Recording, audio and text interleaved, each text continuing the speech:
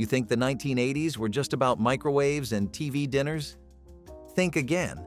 This radical decade revolutionized American home cooking with bold flavors, international influences, and recipes that defined an entire generation's taste memories.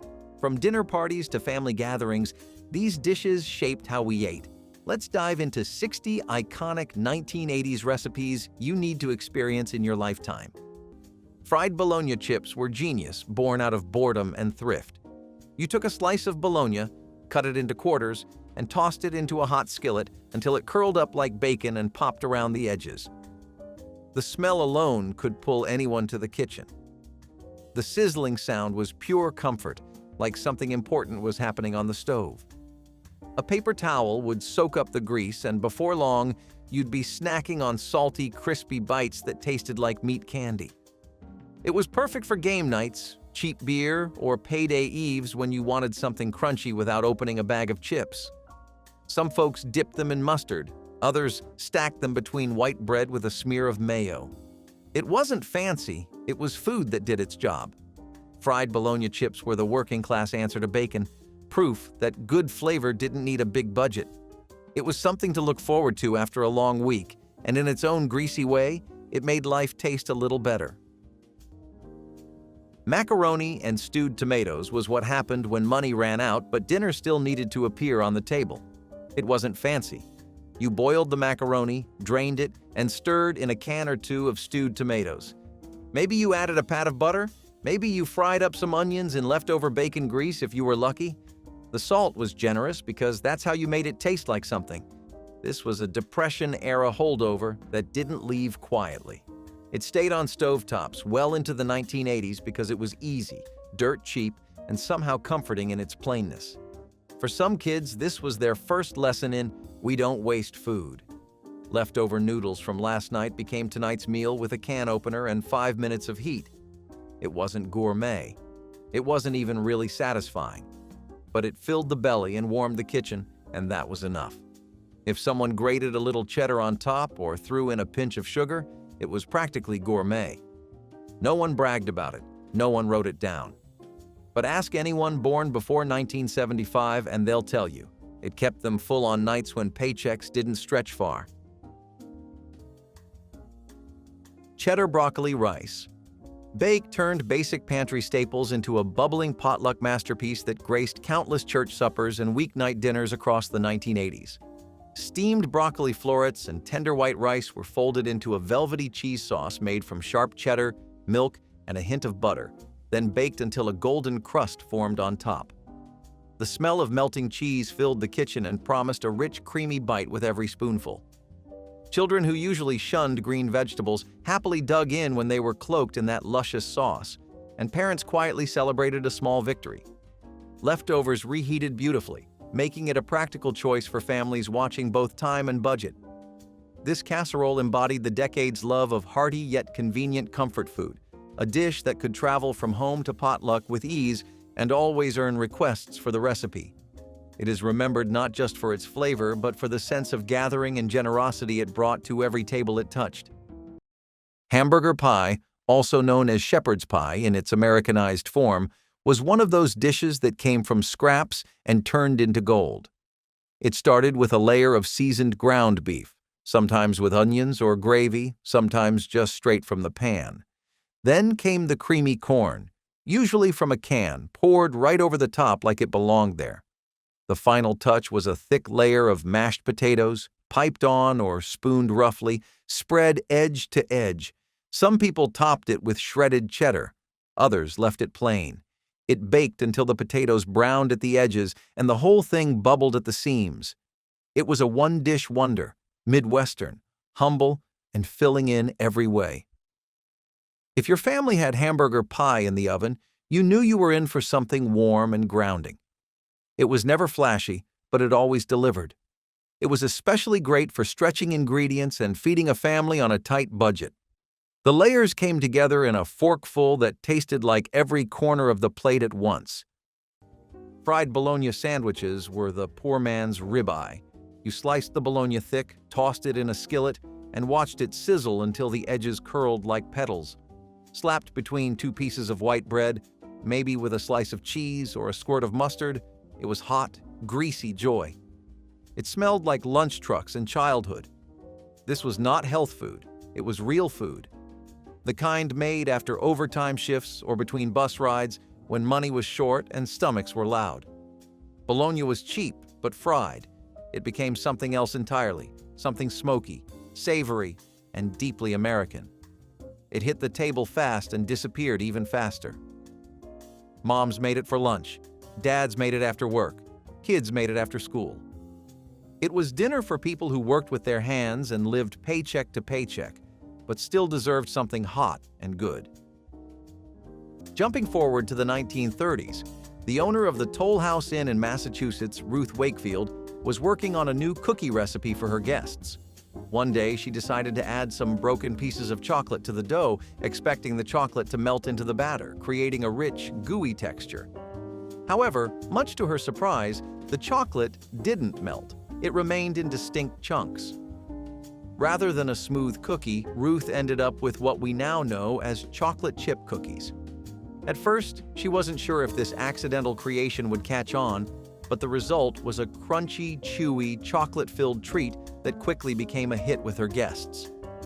Ruth's cookies became so popular that she later sold the rights to the recipe to Nestlé in exchange for a lifetime supply of chocolate.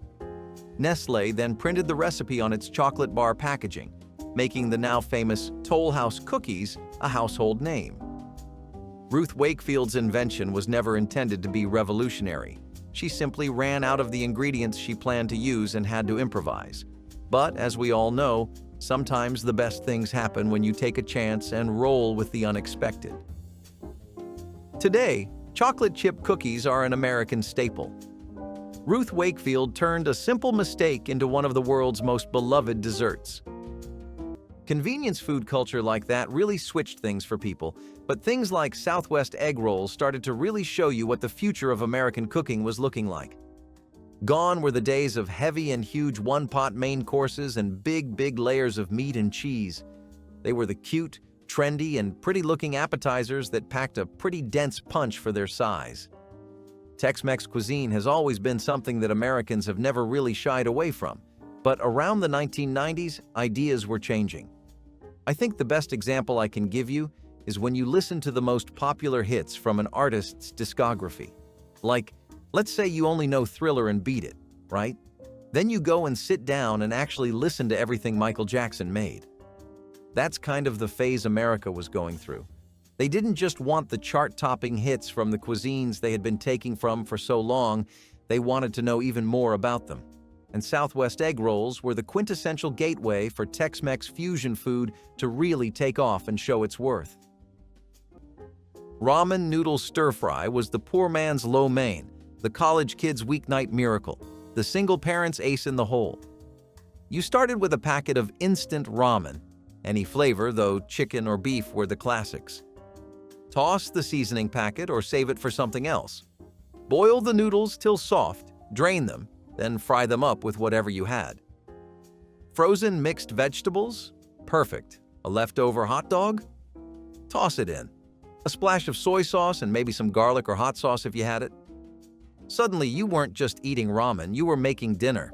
It was quick, it was hot, and it felt like an upgrade. You learned the ratios over time. Too much soy and it got salty, not enough oil, and it stuck. Sometimes it burned, sometimes it sang. You made it in hand-me-down pans on flickering electric stoves with a baby on your hip or the TV blaring in the next room. It wasn't gourmet, it was resourceful. The kind of meal that made you feel like maybe, just maybe, you were pulling life together one cheap noodle at a time. And in those quick, quiet moments, it almost tasted like victory. Barbecue meatballs over rice was sticky, sweet, and surprisingly elegant for something made with grape jelly. The meatballs were simple: ground beef, breadcrumbs, egg, maybe a dash of onion or garlic powder.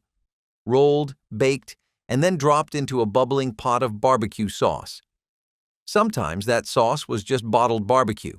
Sometimes it was a wild mix of ketchup, jelly, and mustard that should not have worked, but somehow always did. The sauce coated the meatballs in a glaze so thick it practically begged for a bed of white rice to soak it all up. This was not party food. It was Tuesday night food that tasted like a celebration. It was filling, sticky in the best way, and so easy to make ahead. Families loved it because it used cheap ingredients. Kids loved it because it tasted like candy in dinner form. It looked like something you would get at a church supper or potluck served from a giant aluminum tray. But at home, it meant something a little more personal. It meant comfort. Sausage and peppers hoagies turned any evening into a bustling street fair inside the comfort of a family kitchen. Sweet Italian sausages sizzled in a skillet with onions and colorful bell peppers until the vegetables softened and the meat browned, releasing a mouth-watering aroma that hinted of summer carnivals and city sidewalks. Warm, crusty rolls soaked up the flavorful juices, holding everything together for a messy but irresistible sandwich. This hearty meal delighted teenagers and parents alike, feeding a hungry crowd without fuss. It captured the decade's growing appetite for bold flavors and casual dining, when handheld meals felt both festive and practical. With each bite of smoky sausage and sweet peppers, families tasted a hint of urban excitement even in quiet suburbs. It was easy to prepare, easy to share, and unforgettable once you had it. The kind of dinner that turned an ordinary Wednesday night into a small celebration of flavor and togetherness that defined so many evenings in the 1980s. Cream-chipped ham over toast was the sort of meal you could smell from the driveway, and not always in a good way. You started with thin-sliced lunch meat, chipped into ribbons, usually from the deli's cheapest bin. Tossed it into a bubbling white gravy made from flour, margarine, and milk. Stirred until it thickened like pudding. Then ladled the whole mess over white toast or biscuits. The salty ham melted into the sauce. The bread went soggy fast. And somehow, it all worked. In factory towns and Pennsylvania kitchens, this was a staple. They even gave it names like SOS, stuff on a shingle, though the S didn't always stand for stuff. It was a working man's breakfast, a quick lunch, or a thrown-together dinner when time and money both ran out. The kids didn't ask for seconds, but they didn't go to bed hungry either. It wasn't fancy. It wasn't even really appetizing. But it was food that stuck with you, literally and figuratively. And on cold nights, with the news humming in the background and the toast steaming on a chipped plate, it reminded you that even a mess of gravy and scraps could feel like a warm hug. Ritz Cracker Tuna Melt Bake was the definition of 1980s ingenuity, a dinner built from scraps that somehow felt like a feast. You'd mix canned tuna with a spoonful of mayonnaise, maybe stretch it with a little celery or onion if you had it, and spread it into a battered casserole dish. Then came the magic, a blanket of crushed Ritz crackers sprinkled over the top, glistening with butter, and a few slices of processed cheese layered for good measure. When it baked, the edges browned, the middle bubbled, and the smell filled the whole apartment like hope. It looked like luxury, but it was born from frugality. You could feed a whole family on one can of tuna and half a box of crackers and still have leftovers for the next day. Kids fought over the crispy top layer while parents smiled in relief. It wasn't glamorous, but it was dependable, comforting, and rich in all the right ways. This dish didn't just fill plates, it filled the silence that hunger left behind. Ritz Cracker Tuna Melt Bake turned a handful of cheap ingredients into something that tasted like victory after another long, hard day. Glazed ham with cola reduction turned a familiar holiday centerpiece into an easy Sunday dinner that still felt special. Cooks poured sweet cola over a spiral sliced ham and baked it slowly so the soda reduced into a sticky glaze that coated every slice.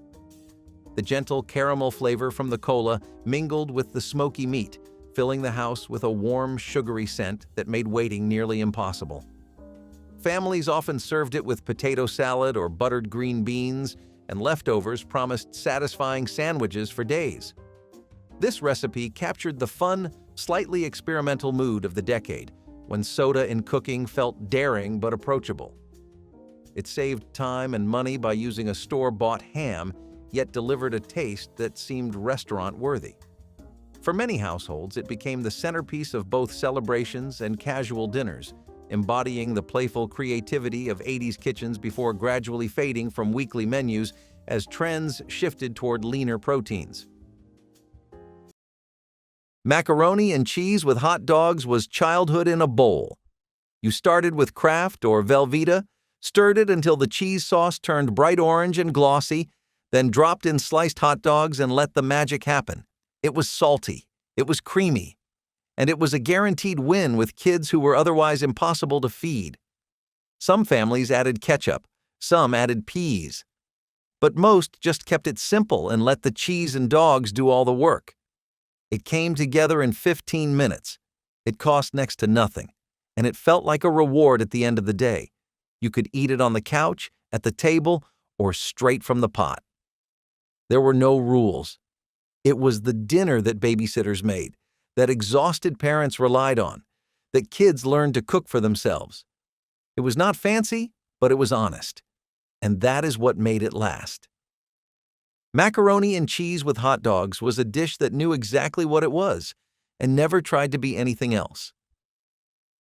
Eggplant parmesan was the dinner that looked like it took all day but was secretly built on shortcuts. Frozen breaded eggplant rounds if you could find them, jarred marinara sauce, a bag of shredded mozzarella, and maybe some parmesan if it wasn't too expensive that week. You layered it all like lasagna: sauce, eggplant, cheese, repeat. Baked it till the edges bubbled and the kitchen smelled like you knew what you were doing. It was meatless, but no one complained. It was heavy enough to count. Kids picked around the eggplant for cheese. Dads ate it with white bread and butter on the side. It was a Friday night special when money was tight, or a Sunday dinner for Catholics avoiding meat. The eggplant always went soggy after reheating, but no one minded. It filled the belly and stretched a few ingredients into a tray big enough to feed 6. Some called it Italian, but it was more like American survival with a red sauce. It looked impressive, tasted decent, and made you feel like you'd pulled off something grand. Even if it came from the freezer aisle and took 20 minutes to throw together, that golden cheese crust gave it the shine of love. Thousands of years ago, beer may have been invented by pure accident. Early humans, likely living in ancient Mesopotamia, were storing grains like barley. One day, a batch of these grains, perhaps left out in the rain or exposed to the elements, started fermenting naturally. This fermentation process led to the creation of an early form of alcohol, which, to the surprise of its creators, turned out to be a drinkable, if not enjoyable, beverage. The first beer wasn't the crisp, cold lager we know today. It was likely a thick, gritty, and somewhat sour brew, consumed more for its intoxicating effects than its flavor. It's believed that early people stumbled upon the idea of fermentation when they noticed that grain mixtures would bubble up after being left out in wet conditions. Interestingly, many historians believe that beer was more than just a recreational drink. It played a central role in religious rituals and was even used as an offering to the gods. It's likely that ancient civilizations viewed it as a gift, a divine creation resulting from nature's accident. It's everywhere in today's culture, but you don't see a lot of videos that talk about how it actually first started being mixed in. You know what I'm talking about? And in case you don't, Japanese food. While today we're just going to be discussing taco sushi rolls, how often can you go without some new niche ramen joint, a place that excels in chicken katsu curry, Wagyu beef restaurants that specialize in traditional Japanese steak making, live sushi bars, and so many other things? Japanese food has really made a hit, and if we're talking about statements, it has arguably made the biggest one. Sushi itself was something that also started getting popular for the very first time around the 1990s, thanks to the influx of Japanese immigrants and an explosion of interest in Japanese culture thanks to popular media at the time, like Dragon Ball, One Piece, and several important movies. You'd see your favorite characters eating some obscure dish you've never heard about, search it up, and try to recreate it at home. The fusion dish this time around has no clear origin, but it dominated lots of sushi bars and became one of the most iconic sushi rolls of the decade. The precursor to this roll could have been things like the Dragon Roll, which featured eel and avocado, but this taco sushi wrap proved a point that had already been hammered home. Asian food was definitely going to be the next big thing. Liver and onions was not a favorite, but it was a standard, especially in homes that believed in iron-rich dinners and cleaning your plate. The smell hit you first, thick and unmistakable, filling every corner of the house. Sliced beef liver tossed in flour, fried in bacon fat or oil, and topped with sweet caramelized onions. It was the meal you endured rather than craved, but it had a purpose. It came from a generation that did not waste food or nutrients. Dads grew up on it. Moms cooked it because it was cheap, and kids ate it because you do not get dessert otherwise. The texture was dense, the flavor was deep, and the onions made it bearable, even tasty for some. It was not trendy, not fun, and certainly not pretty, but it fed the body and the spirit of thrift. There was pride in eating what others would throw away. Liver and onions asked you to be grateful, not picky. It was dinner that reminded you life was not always sweet, but it was always worth chewing through. In the late 19th century, a candy maker in Atlantic City found himself in the middle of a sticky situation. While making candy, his kettle tipped over, spilling hot, melted sugar onto the ground.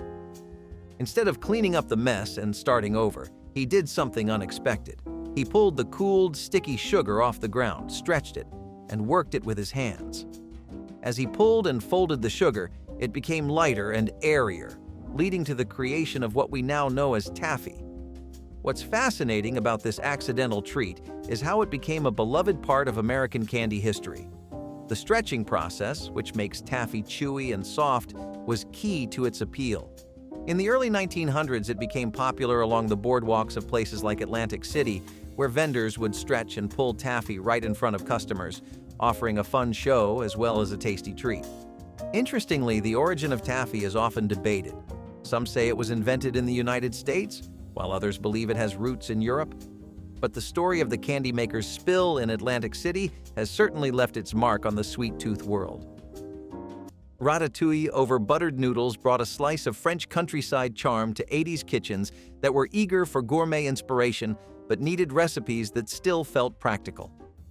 A rainbow of zucchini, eggplant, bell peppers, and tomatoes simmered slowly with garlic and olive oil until tender, creating a rustic vegetable stew rich with natural sweetness. Instead of serving it alone as in traditional French cooking, home cooks ladled the fragrant mixture over buttered egg noodles, a clever American twist that turned the dish into a full dinner. The combination of silky vegetables and warm noodles satisfied meat eaters and vegetarians alike, while filling the kitchen with the comforting scent of herbs and roasted produce. It was an approachable way to explore European flavors and a subtle nod to the decade's rising interest in lighter, plant-focused meals. Families appreciated how it used inexpensive seasonal vegetables while still feeling elegant enough for guests, making it a beloved yet quietly sophisticated option that stood out in neighborhood potlucks and intimate family suppers. Salisbury steak TV dinners were the bachelor's banquet, the dad's dinner for one, the exhausted mother's silent truce with the microwave. They came in compartmentalized trays, Salisbury steak swimming in brown gravy, a scoop of mashed potatoes with a dimple of margarine, and a side of peas that somehow never defrosted evenly. You peeled back the foil, popped it in the oven or microwave, and 20 minutes later, you had a meal that looked like food. Maybe not tasted like it, but looked like it. Kids ate them cross-legged in front of the television while Wheel of Fortune spun on. Dads came home from the night shift and slid one into the oven because it beat frying an egg. These weren't luxurious, they weren't healthy, but they were consistent, and in a world full of unpredictable bills and layoffs, that mattered. The meat had a spongy chew, the gravy stuck to everything, and the mashed potatoes tasted like nothing at all. Still, it filled the plate and shut up the hunger. It was food with a fork. And when the world didn't feel warm, the glow of that TV tray, hot and humming from the microwave, almost did the trick. Mayonnaise and tomato saltines were what passed for luxury when the lights were dim and the pantry looked bare. You'd take a sleeve of saltines, smear each one with a bit of mayonnaise, then press on a slice of tomato fresh from a neighbor's garden or the grocery discount bin, sprinkle a little salt, maybe pepper if you had it, and you were set. Folks called them poor man's canapés, but they tasted like victory after a long day. It was the kind of snack you made barefoot at the kitchen counter with a glass of sweet tea sweating beside you. Kids thought it looked strange, but always came back for another bite because it hit that perfect balance between creamy, salty, and sharp. You could find families across the South and Midwest doing the same thing late at night, catching reruns on television with a paper towel full of saltines in hand. There was no need for fine dining or silver spoons, just a little mayonnaise, a ripe tomato, and something cold to drink. It wasn't just a snack. It was a reminder that the simplest things could feel fancy when you needed them to. Tamale pie walked a beautiful line between comfort food and rebellion.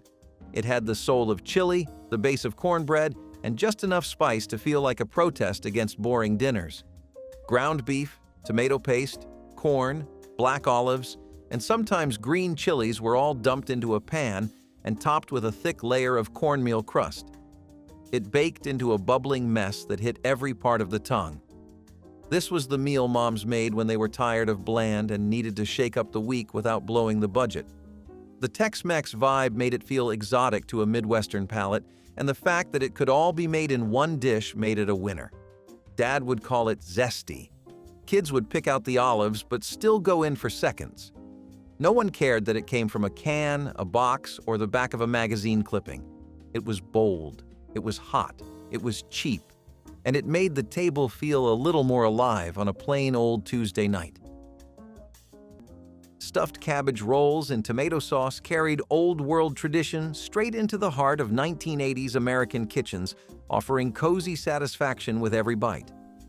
Large cabbage leaves were carefully blanched and filled with a savory mixture of ground beef, rice, and herbs before being rolled tight and simmered in a sweet, tangy tomato sauce.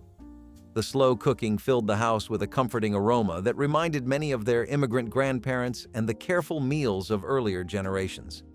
Families appreciated how the recipe stretched a small amount of meat to feed a crowd and how well it reheated for busy nights.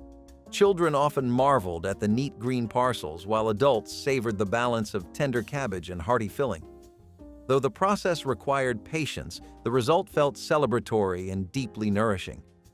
In an era that embraced convenience, this dish remained a proud link to heritage and showed that some traditions were too delicious to forget, even as trends shifted toward faster and simpler meals.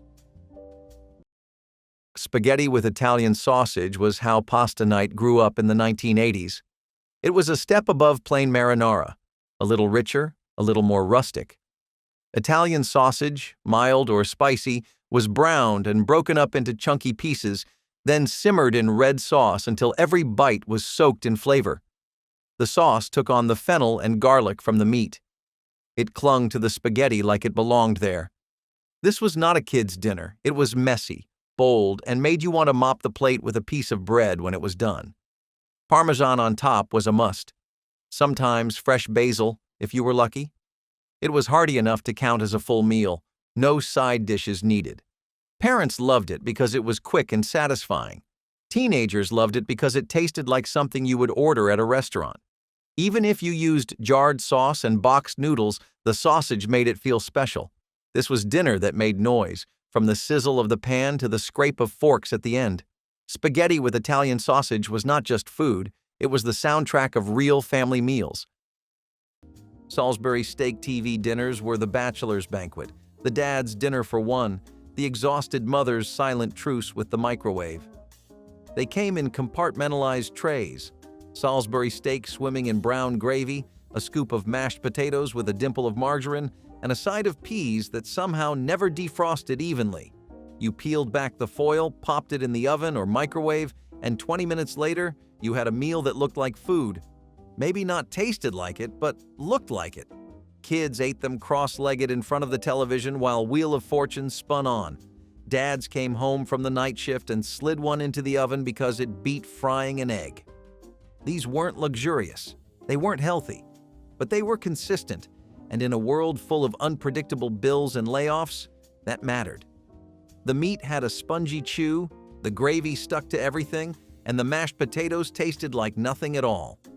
Still, it filled the plate and shut up the hunger.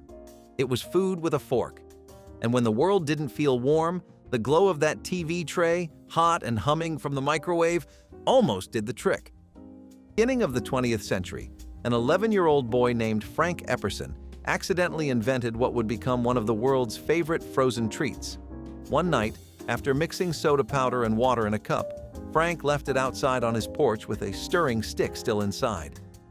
The temperature dropped overnight, and by morning, Frank found that his mixture had frozen solid, stick and all. Instead of throwing it away, he pulled it from the cup, and the frozen treat was born.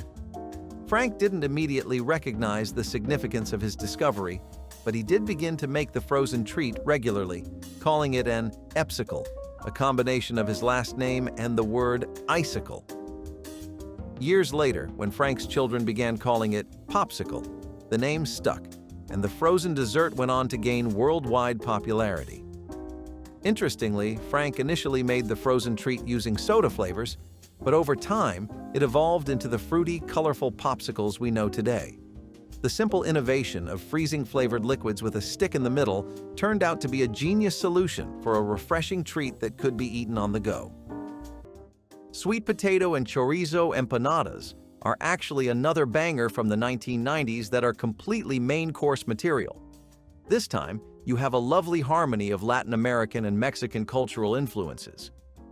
The dish takes a fair bit of inspiration from both, and you really get to see that in the flavors and cooking process. Empanadas themselves are a pastry that's extremely versatile because you can stuff it with just about anything, and that works. The real kicker is the way it's folded over into a half-moon shape.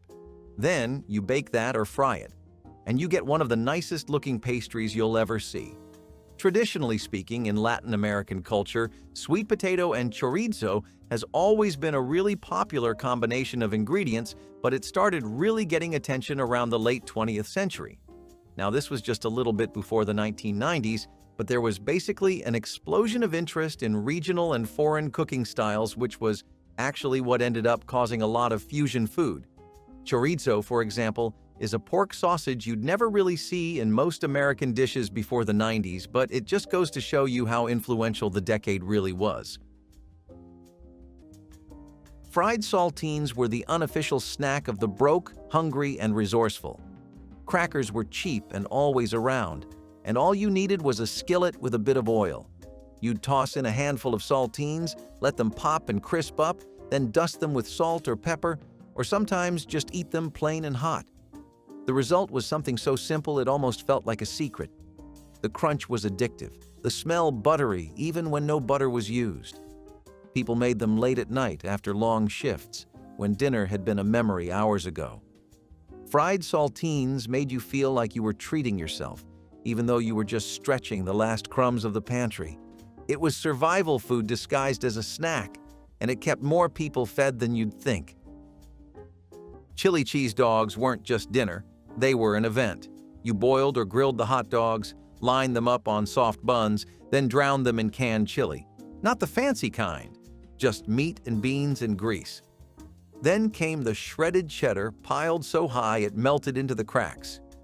Maybe you sprinkled chopped onions on top if you were brave. You served them on paper plates because the mess was biblical. Kids loved them. Dads swore by them. Friday nights in front of the game or Saturdays with friends in the garage, this was the food that brought people together. It wasn't healthy, it wasn't pretty, but it was loud, messy, and completely satisfying. You didn't eat just one. You ate 2 or 3 and felt it for the rest of the night. But no one cared. Because for those 10 greasy, cheesy minutes, you weren't worried about bills or work or anything else. You were just eating something that tasted good, with people you liked, with napkins stacked high and bellies filling fast. It was dinner you remembered, not because it was fancy, but because it was real. Shepherd's pie with instant mashed potatoes became a trusted lifesaver for families seeking quick comfort when the day had been long and the budget short. Ground beef or leftover roast lamb simmered with onions, carrots, and peas in a thick gravy before being spread with a smooth layer of instant mashed potatoes that browned beautifully under the broiler. The convenience of instant potatoes meant no peeling or boiling, a gift to tired parents in the bustling 1980s. As it baked, the savory scent of meat and herbs filled the house, drawing everyone to the table. Children loved cracking through the golden crust to the rich filling beneath, and leftovers reheated like a dream. This dish proved that comfort food could evolve with the times while keeping its heart intact. It was old-world tradition meeting modern convenience, and for many families it became a symbol of how a simple dinner could soothe both hunger and the stress of a fast-moving decade without sacrificing taste or warmth. Chili rice bake was the kind of casserole that slid out of the oven smelling like something much fancier. But it was just cooked white rice, a can of beans, some chili powder, and a handful of cheddar cheese. You would mix it all together in a dish and bake it until it bubbled. For families watching every dollar, this was how you stretched one can of kidney beans into dinner for 4. It did not splash or stain like chili on the stovetop, and there were fewer pots to clean. Dads would scoop big spoonfuls onto plates and let the cheese melt over the top. It was warm and soft, with just enough spice to feel special. Not quite chili and not quite rice, but something in between that worked better than expected. It was a Wednesday night kind of meal, when no one wanted to cook and everyone needed comfort. In 1939, Kellogg's employees in Michigan were working on a new recipe to promote their popular Rice Krispies cereal. One day, someone, most likely by accident, decided to mix Rice Krispies with butter and marshmallows. The result was a sticky, gooey, and absolutely delicious treat that was far more than a simple cereal snack. They discovered that pressing the mixture into a pan created a sweet, chewy treat that would go on to become a favorite for generations. What makes this creation even more interesting is how it was born out of necessity. Kellogg's was looking for a way to advertise their cereal, and this marshmallow-based snack quickly became the perfect solution. The treat was not only simple to make but also cost-effective, making it a hit with families across the country. Rice Krispies treats were initially referred to as Rice Krispies Marshmallow Squares and first appeared in a Kellogg's recipe booklet. The recipe was so popular that it began appearing on the back of Rice Krispies boxes shortly thereafter, cementing its place in American snack history. Today, these sweet, crispy treats remain a beloved part of childhood snacks. Mediterranean nachos are probably the most contrasting thing I could put next to Thai curry pizza. On one hand, you have that pizza, which was just a good moment for like 9 out of 10 people. On the other hand, you have Mediterranean nachos, which are a perfect example of how you take from a culture and mix it with your own to create something truly special. Here, you had all the beautiful things and flavors you would typically come to associate with Mediterranean cuisine, such as hummus, tzatziki, grilled meats, and the freshest olives you'll ever see. Then you have Mexican goodness in the form of the best nachos you've ever had. What do you get? One of the best party foods of the 1900s overall, and definitely of the 1990s. It became such a massive party snack that lots of restaurants started incorporating Mediterranean nachos into their menus and specials so that people who were needing to buy in bulk could always have options. That was where the money was to be made, you know? Plus, since it was definitely the in thing to do, lots of contemporary places gave it a fair bit of spotlight too. Biscuit dough pizza boats turned canned biscuits into dinner for a crowd. You'd flatten each one into a little bowl, spoon on tomato sauce from a jar, sprinkle shredded cheese, and maybe add a slice of pepperoni if you were feeling fancy. Pop them in the oven and watch as they puffed and browned, smelling like pizza night on a dime. Kids loved them because they were small enough to hold, and parents loved them because they cost next to nothing. They looked cute, tasted amazing, and disappeared before they even cooled. It was the kind of meal you could make out of leftovers and pantry scraps without needing a recipe card. The 1980s were full of little tricks like this, turning store-brand dough and canned goods into a moment of joy. Biscuit dough pizza boats weren't just food, they were a celebration of what imagination could do on a shoestring budget. Tater tot casserole was a symphony of simple. Ground beef browned in a pan, mixed with cream of mushroom soup, spread into a baking dish, and crowned with a perfect grid of frozen tater tots. It was like meatloaf and hash browns had a baby and raised it in the Midwest. The tots crisped in the oven while the filling turned into a savory, creamy mess. No one could resist the golden crunch followed by that hot, rich bite underneath. It was not just food, it was folklore. The kind of dish passed down from Aunt Susan to Cousin Mike with pride and a little grease stain on the recipe card. It was unfussy, easy to stretch, and beloved by the whole family. Dad called it stick-to-your-ribs food. Kids just wanted more ketchup. And Mom, exhausted from the day, knew this was one of the few dinners no one would complain about. It was not pretty, it was not healthy, but it was home. Glazed meatloaf with brown sugar ketchup. Topping put a sweet modern spin on a classic American comfort and quickly earned a loyal following during the 1980s. Ground beef mixed with breadcrumbs, onions, and seasonings formed the hearty loaf.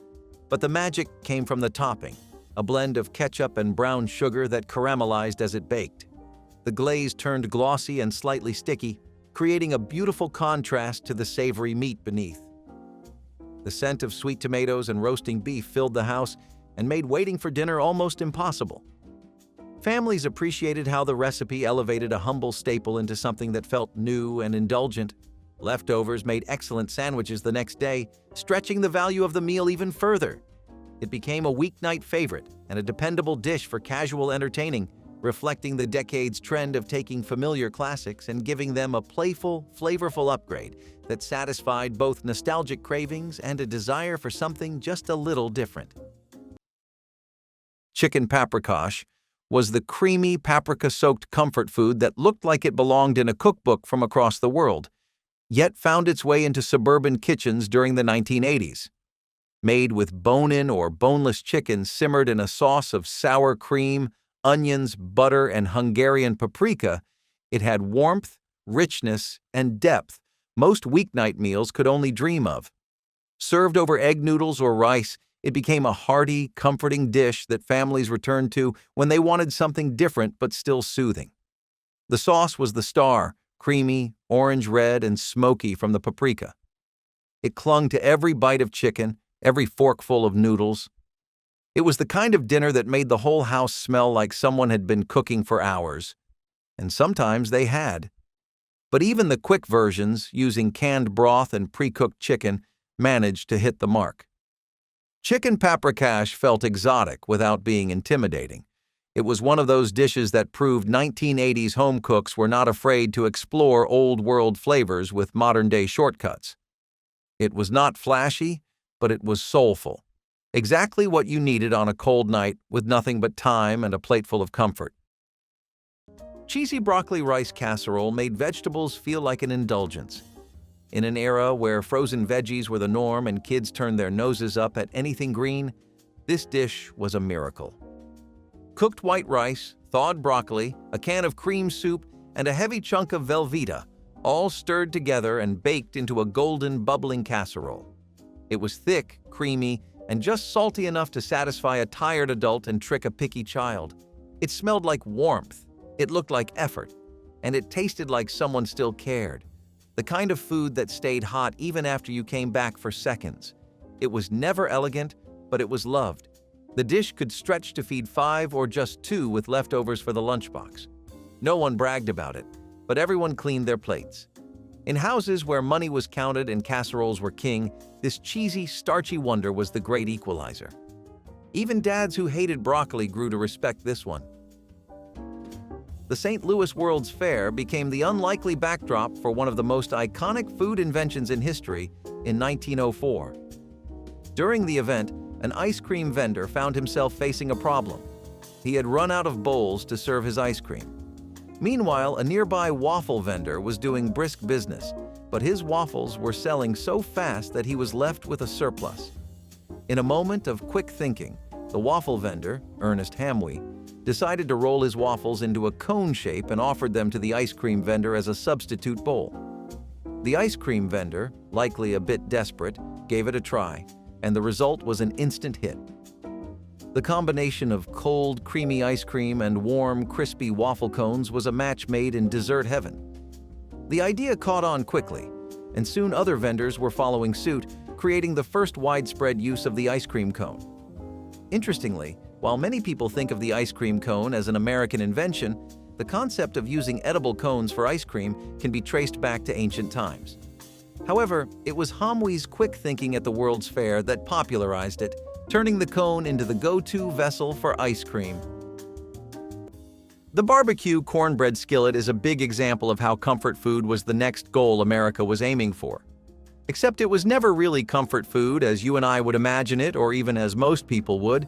It was a kind of national shift towards the lazier and easier kinds of meals. This was also something that popped right around the end of the 1990s and had its real peak during the 2000s.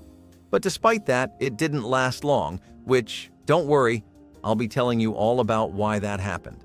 Now, cornbread skillet was already growing into popularity, and since this was a one-pot dish and only needed a skillet, it was getting really cozy with most home chefs. You also have to consider one thing, which is that by now people had really settled into a culture of work and just having their entire day revolve around that 9 to 5. By the end of it, they really did not have the stamina for any long drawn-out cooking sessions in the kitchen. While barbecue chicken cornbread tried its best to take several influences from throughout the 20th century, like the cornbread, the use of only the skillet or the barbecue chicken, all of which were real popular, it failed to last because unfortunately, there just wasn't enough going on to warrant lots of people keeping it in rotation. Also, thanks to social media, the concept of a trend in general became a lot more fast-paced than it used to be, so any new idea had to work that much harder to keep up. Velveeta potato bake was the crown jewel of the comfort table in the 1980s, and it didn't take much to make. Just a few peeled and diced potatoes, a splash of milk, and a handful of bright orange Velveeta cubes that melted into creamy gold. The whole dish bubbled and hissed in the oven, turning every corner of the house into a buttery, cheesy paradise. When you opened the oven door, the smell hit first. Rich, warm, and unmistakably fake, but somehow perfect. The top browned slightly while the middle stayed soft and gooey, thick enough to scoop but smooth enough to melt on your tongue. Families brought it to church potlucks and Sunday lunches, always disappearing before anything else on the table. It was the definition of cheap cooking done right, the kind of dish that cost a few dollars but felt like a treat. Kids thought it was fancy, parents knew it was survival. Velveeta potato bake didn't pretend to be healthy or refined. It was comfort in its purest form. It was a casserole made with love and necessity, proof that a block of cheese could turn poverty into pride. Eggplant parmesan was the dinner that looked like it took all day but was secretly built on shortcuts. Frozen breaded eggplant rounds if you could find them, jarred marinara sauce, a bag of shredded mozzarella, and maybe some parmesan if it wasn't too expensive that week. You layered it all like lasagna, sauce, eggplant, cheese, repeat. Baked it till the edges bubbled and the kitchen smelled like you knew what you were doing. It was meatless, but no one complained. It was heavy enough to count. Kids picked around the eggplant for cheese. Dads ate it with white bread and butter on the side. It was a Friday night special when money was tight or a Sunday dinner for Catholics avoiding meat. The eggplant always went soggy after reheating, but no one minded. It filled the belly and stretched a few ingredients into a tray big enough to feed 6. Some called it Italian, but it was more like American survival with a red sauce. It looked impressive, tasted decent, and made you feel like you'd pulled off something grand. Even if it came from the freezer aisle and took 20 minutes to throw together, that golden cheese crust gave it the shine of love. Spinach and bacon quiche became a national craze as brunch culture boomed in the early 1980s, and families happily carried the trend into their dinner routines. A buttery crust held a custard of eggs, cream, smoky bacon, and tender spinach leaves, baking into a rich pie that sliced beautifully for both casual and elegant meals. The contrast of salty bacon and earthy greens gave every bite a layered flavor that felt grown-up yet comforting. Busy parents loved that it could be assembled in advance and baked when everyone came home, while children enjoyed the silky texture and savory aroma wafting from the oven. It paired easily with a simple salad or even a cup of soup, making it a flexible centerpiece for weeknights or weekend guests. Quiche represented a shift toward continental sophistication in American cooking, and this particular version showed that vegetables and rich cream could coexist in perfect harmony. It became a reliable dinner star before quietly fading from most household menus. Taco salad in a Doritos bag was the definition of fun food, half salad, half chaos, and all 1980s genius. The setup was simple. Ground beef cooked with taco seasoning, shredded lettuce, cheddar cheese, maybe some diced tomatoes or sour cream, and a big handful of nacho cheese Doritos. Some families mixed it all in a bowl. Others, the bold ones, served it straight from the bag. You would crunch up the chips, pour in the toppings, shake it up, and dig in with a fork. It was portable. It was messy. It was delicious. And it felt like breaking the rules in the best way. This was dinner that did not sit properly on a plate. It made kids excited to eat salad. It gave busy parents a break. And it tasted like everything good about the 1980s. Salty, cheesy, just a little bit ridiculous. You could call it a meal, a snack, or a party trick. But however it showed up, it never lasted long. Taco salad in a Doritos bag was food with a wink. Polish sausage with sauerkraut had a way of filling up the house before it ever filled a plate. The tang of kraut and the sizzle of sliced kielbasa told you dinner was coming, fast and cheap. This was a no-frills kind of meal, often cooked in a single pan with onions and butter. Rye bread on the side was a luxury. Usually, it was just served up with boiled potatoes or on its own. The sausage was smoky and fat-rich, and the kraut cut right through it, balancing each bite. It was a meal from old neighborhoods, Slavic, German, or just working-class America, where pork and cabbage never went out of style. It stuck to your ribs and left a scent that lingered for hours. Dads made this when they had 30 minutes and hungry mouths to feed. It was not glamorous, it was not delicate, but it was proud and loud and enough. In the 1980s, a Vietnamese immigrant named David Tran was trying to recreate a traditional hot sauce from his home country, but he ended up making something entirely different and delicious. After moving to the United States, Tran wanted to make the kind of hot sauce he had grown up with. But when he combined fresh chilies, garlic, vinegar, and sugar, something unexpected happened. The sauce he created had a unique balance of heat and sweetness, which turned out to be a winning combination. Tran initially sold the sauce to local Asian markets, but it wasn't long before word spread. People began to recognize that this sauce was unlike any other, with a perfect punch of heat and flavor that paired well with everything from pho to pizza. Tran had unintentionally created sriracha sauce, a now world-famous condiment known for its vibrant red color and signature rooster logo. What's interesting is that sriracha is named after a coastal town in Thailand where a similar style of hot sauce is made, but Tran's version was completely his own creation. His sauce, made in Los Angeles, quickly caught on and became a global sensation. And the best part was it all happened by accident, proving that sometimes the best recipes come from happy mistakes. I think we all love a good round of pasta, don't we? One that we could take a lot of inspiration from is the avocado and spinach Alfredo pasta, which ironically enough, represents almost all of what was going on with the 90s. What do I mean by that? So, in the makeup of this dish, you can obviously see that the star of the show is the avocado and spinach. People were getting insanely crazy over health, you know? It was just this whole big deal about how you had to be eating better and greener or your kidney was going to melt by 2005. It was a lot of fear-mongering, and the internet and social media and all those infomercials were not helping at all. Avocado was known for being filled with all that good, and spinach was something moms had been telling you was the key to being a man or just really good for your, well, your everything. Still, the two aren't interesting enough as they are to warrant people putting real work into making that and having it. But in pasta form? Now we could make something of this. This dish was one of the most popular things to get at vegetarian places, but it couldn't last because more and more cream and sauce-based pastas kept overtaking and overshadowing it, and there wasn't enough profit to keep it on the menus. Canned Vienna sausage stew was the 1980s answer to dinner when the paycheck ran dry, but you still needed to feed everyone. Pop open a can of Vienna sausages, slice them up, and throw them into a pot with instant potatoes and green beans from another can. Let it all simmer in broth until the flavors came together, and you had a meal that felt bigger than it was.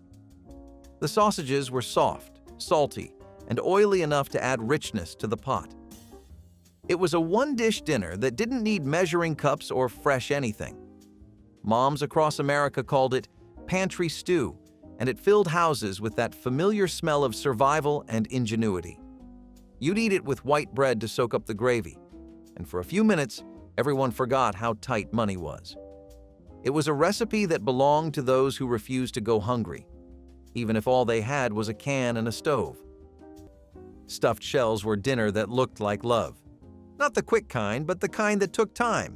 Boiling pasta, mixing ricotta with egg and herbs, ladling sauce, sprinkling cheese, and sliding it all into the oven. It was the kind of meal you made when the paycheck landed, the weekend started, or you wanted everyone to sit down at the table together. There was always enough to feed a neighbor or save for lunch the next day. It was filling, rich, and made a kitchen smell like a promise. The shells held the ricotta like little pockets of warmth, and the red sauce bubbled around them like a hug. No shortcuts, no mystery powders or packets. Just pasta, cheese, sauce, and the kind of effort that said, "You matter." Dads appreciated the leftovers. Kids fought over the browned edges. Moms quietly savored the first bite before anyone else sat down. It was a dish for gathering, sharing, and holding on to something solid in a fast, loud world. Barbecue chicken pizza on French bread offered a playful twist on pizza night long before artisan pies became trendy, and it fit perfectly with the experimental food mood of the 1980s. Crusty French bread split lengthwise became the base, brushed with tangy barbecue sauce instead of tomato, then topped with shredded chicken, red onions, and a generous blanket of mozzarella cheese. The bread crisped beautifully in a hot oven while the sweet, smoky aroma filled the house, turning an ordinary evening into something exciting. Parents liked how quickly it came together using leftover roast chicken, while children loved the bold flavor that felt like a treat from a fancy restaurant. It was a clever answer to busy schedules, needing only a baking sheet and a few simple ingredients. This recipe captured the California-style pizza trend and gave it a family-friendly twist that could be made in any kitchen. It remains a symbol of the decade's willingness to mix flavors and break old culinary rules with delicious results. Quiche Lorraine somehow found its way from French cafes to American kitchens and never looked back. Made with eggs, cream, bacon, and Swiss cheese baked into a pie crust, it was the closest most families got to elegance on a weekday. It showed up at brunches, baby showers, and dinner tables alike, equal parts savory pie and silky casserole. The bacon brought salt, the cheese brought richness, and the cream made it smooth enough to spoon. This was a dish that made leftovers feel fancy. Leftover crust? Use it. Bits of bacon? Toss them in. Quiche Lorraine was forgiving and flexible, but it always looked like you tried. That was the secret. It felt refined without being complicated. Your mother could make it while balancing a phone call and homework help. It slid onto the table golden and steaming, and everyone got a slice. No fuss. Just quiet satisfaction. In the 1980s, it became shorthand for sophistication on a budget. It may have started in Paris, but by then, it lived in Pyrex. Chili mac was dinner by way of desperation and genius. Elbow macaroni boiled soft, chili ladled thick, cheddar cheese melted on top, and somehow, it worked. It was the food of cafeterias and quiet weeknights when there was not enough chili for everyone or not enough pasta to go alone. So they married, and it was perfect. A little spicy, a little cheesy, all warm and filling.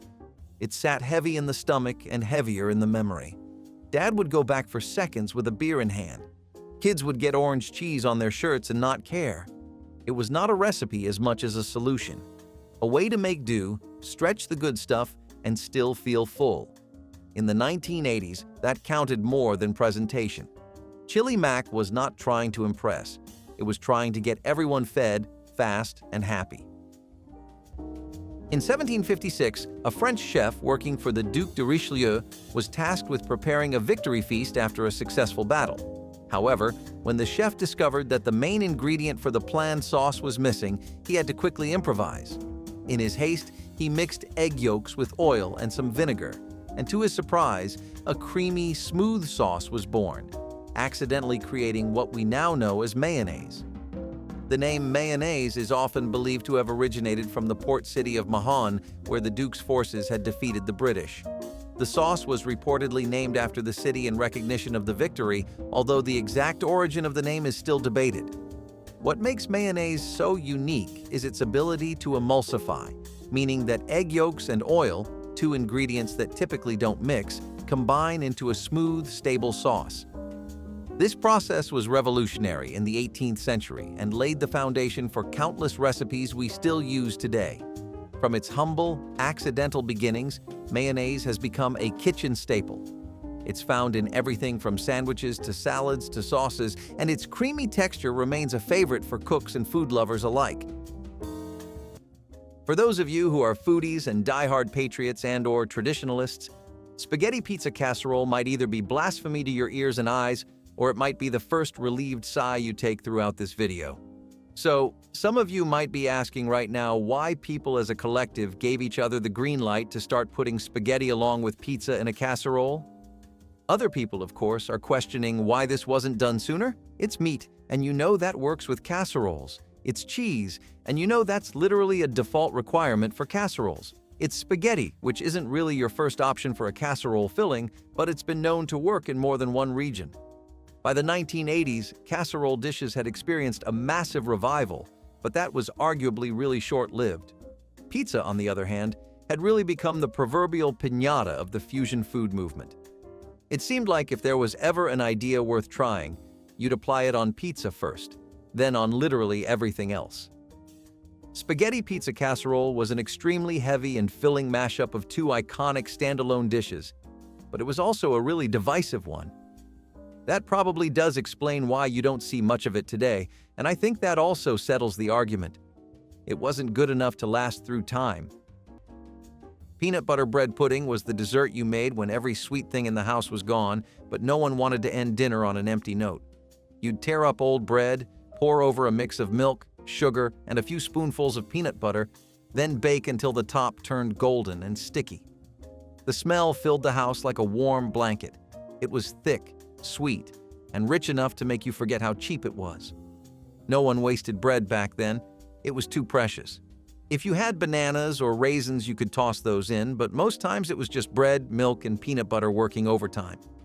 Families made it in square pans or cast iron skillets, serving it hot with a drizzle of syrup if they were lucky. It wasn't a fancy dessert, but it was one that made you close your eyes with that first bite. Peanut butter bread pudding was poor folks' decadence, a taste of comfort that didn't cost a dime extra. SOS was the kind of dinner that felt like a military march straight to the kitchen table. It stood for chipped beef and white gravy over toast, but every working dad knew the other name, something salty and a little vulgar, just like the meal itself. You could find jars of dried beef tucked away in pantries, next to flour, coffee, and old soup cans. All it took was some butter, flour, and milk to whip up the white gravy. Pour it hot over toasted bread and you had dinner in 10 minutes. It was not fancy, and it definitely was not pretty, but it was warm, rich, and cheap, something you could rely on when the paycheck had to stretch. For many blue-collar families, it was a hand-me-down from army service or factory life. Something about it stuck, maybe because it always filled the plate, even when the fridge felt empty. Turkey tetrazzini was a creamy spaghetti casserole that turned holiday leftovers into a beloved family meal. Tender strands of pasta mixed with roasted turkey, mushrooms, and peas were coated in a velvety sauce of butter, flour, and milk before being topped with breadcrumbs and baked until golden. The dish transformed scraps of turkey into something elegant and filling, stretching a small amount of meat to feed a large table. The smell of garlic and Parmesan drifting from the oven brought everyone to the kitchen long before dinner was served. Parents loved its economy and reliability, while children delighted in the crunchy breadcrumb topping that hid a luscious interior. In the 1980s, when home cooks valued hearty one-dish meals, turkey tetrazzini fit perfectly, offering comfort and a touch of sophistication without straining the budget. It remains a quiet legend of weeknight creativity, a recipe that once defined family togetherness and now lingers mostly in memory for those who tasted its rich, creamy charm. Tuna noodle casserole was either your favorite or your nightmare, but either way, It showed up often and meant you were home. The formula never changed. Egg noodles, canned tuna, frozen peas, and cream of mushroom soup all stirred together and baked until hot and thick. The finishing move? A crunchy crown of crushed potato chips, sometimes cornflakes, always something salty and golden. It came in a square dish that seemed bottomless. You would scoop out a portion and find yourself going back for more because it was weirdly addictive. Cheap, filling, and shelf-stable, it became the undisputed champion of weeknight meals for families trying to stretch $1. Some versions added chopped celery or onion. Others stayed true to the original, built on cans and carbs. It was a casserole that smelled like your grandmother's house. It could feed a family of 6 on pennies. And it tasted like a relic of a time when everything came from the pantry and nobody cared if the tuna was fancy. Hamburger corn bake was one of those dinners that made the whole house smell like something good was happening, even when nothing else was. You browned a pound of ground beef in a pan, stirred in a can of creamed corn, maybe some onion, and poured the whole thing into a baking dish. Then you mixed up some cornbread batter, Jiffy, if you were smart and short on time, and poured it over the top. Baked it until the cornbread puffed up golden and cracked just a little at the edges. It came out hot, steamy, and smelling like Sunday dinner on a Tuesday. The sweetness of the corn played against the savory beef, and that soft layer of cornbread on top soaked it all in like a sponge. You didn't need sides, you didn't need seconds, but you took them anyway. It was the kind of meal that shut kids up and made adults sit down. It was filling without being fussy, warm without being heavy. It made you forget for a minute that everything in it came from a can, a box, or a pound wrapped in plastic. Because on that plate, it all came together like comfort should. The origins of fried chicken are steeped in history, and while it's now a staple of Southern cuisine, it's believed to have been discovered somewhat accidentally. Early cooks, particularly in the South, were looking for ways to preserve food in an era when refrigeration was not available. They experimented with frying chicken in fat or oil, which not only helped preserve it, but also created a crispy, flavorful crust that locked in moisture. The technique of frying chicken in oil or lard was likely influenced by African cooking traditions, where deep frying was common, while the seasoning and battering method evolved from European recipes. However, it wasn't until the combination of these practices came together that fried chicken as we know it emerged. In fact, many of the earliest fried chicken recipes were simple, relying on salt, pepper, and flour to coat the chicken. Over time, regional variations began to pop up, with some cooks adding buttermilk, garlic, and spices to elevate the dish. Interestingly, fried chicken was originally considered a special occasion dish, often served during holidays or celebrations. Today, it's enjoyed year-round, and whether it's from a family recipe or a fast food bucket, this crispy delight has become a beloved part of American food culture. Kimchi grilled cheese is pretty much a fusion sandwich that takes a lot of the popular Korean sweetheart that we all know as kimchi and decides to drown it in grilled cheese. Can't say I don't agree with them because, well, cheese just makes greens a lot more easier to handle. At the same time, lots of people who were from Korea thought it was a pretty weird take on kimchi. Now, if you aren't familiar with what kimchi might be, it's basically just a fermented Korean dish that people make using lots of seasoned vegetables and root greens like cabbage and radishes or celery. The idea is to get something that's really filled with flavor and umami, and that's pretty much what you know kimchi for. However, for some people, the flavor profile of kimchi can be just a little bit alienating and too foreign. Adding some cheese to that and making a sandwich out of it was actually a great way of putting most people onto kimchi, and I think for the most part it worked pretty well. Otherwise, you wouldn't have so many places selling it then, would you? Still, most restaurants nowadays sell just kimchi or other takes on kimchi. The grilled cheese one has become an internet secret, I think. Boiled hamburger gravy on bread was a working-class miracle that filled bellies and stretched a single pound of beef for days. Instead of frying the meat, folks would boil it in water until it crumbled into soft bits, then stir in flour and a little grease to make a thick, savory gravy. It wasn't pretty, but it smelled like home, and it soaked right through white bread like a promise. Some called it poor man's stew, Others called it Tuesday dinner, but it was the same everywhere, simple, hearty, and cheap. It was the kind of meal you made when the fridge looked bare, yet somehow everyone left the table satisfied.